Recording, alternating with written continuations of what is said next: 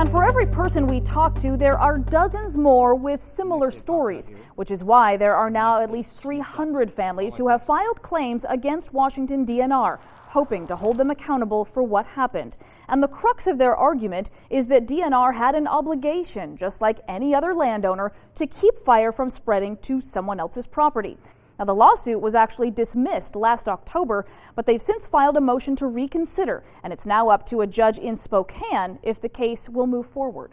When you're trying to hold people responsible for acts of nature and then the responses of man, that's always a question of whether or not the court should be or should not be involved in the case. This was always going to be an uphill battle, wasn't it? Yes. I mean, all of our clients believe to this day, as much now as they did back then, that the government was wrong in their response. They were negligent, that they were lazy, that they didn't manage things what they should have. But that's something that we will get to present to a jury if we win at the Court of Appeals. And an exact court date for that hearing has not yet been set, but it is expected to be sometime this fall. And among those families taking action with that lawsuit is one couple that I have talked to every single year since the fire. They lost their home, their dogs, all their belongings, all of their cars, heavy equipment, fencing, and countless other things on their property. And even now, 5 years later, they are still trying to put the pieces of their life back together. Came up here and I stopped it from coming head on to the plate, and then it went over on that side of the creek. It never goes away. It'll be with you forever.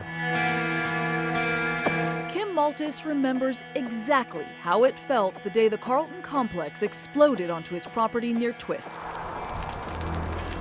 And it was so noisy, so hot, so smoky. And I was up there with basically a phone in one hand and a nozzle in the other.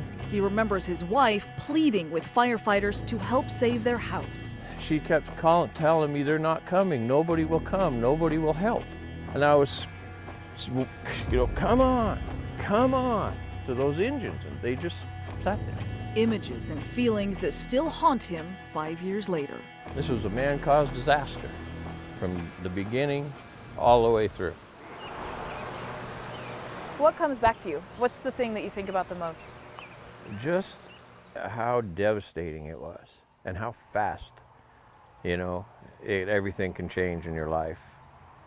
I mean, you get up one morning and everything's perfectly normal and fine, and by the end of the day, you're homeless. Today, Kim and his wife are retired and live at his mother's old home, which thankfully did not burn in the fire. We're making it. But he says every day there are reminders of what was lost. When you go to reach for something and it's not there, well then, here it all comes again, You learn that, a lot of the stuff you had that you thought was important really isn't. But just, to look out at the land, the property, and how beautiful it was and how it looks now.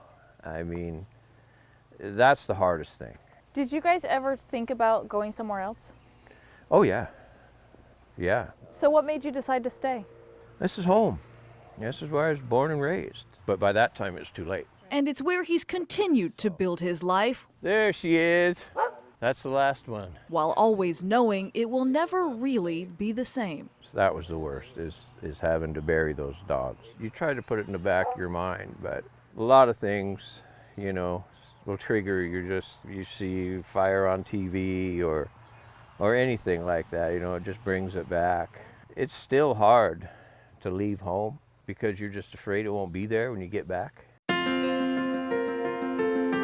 But every day gets just a little bit easier, he says, as he creates a new home and a new life on the land he loves. You just got to keep going. You got to get up and you got to keep going.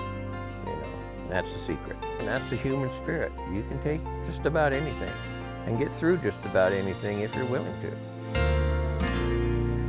And Kim also tells me he feels lucky because he and his wife did at least have a roof over their head, but not everyone was so lucky. It is about healing, it's about humanity, helping them get through that process.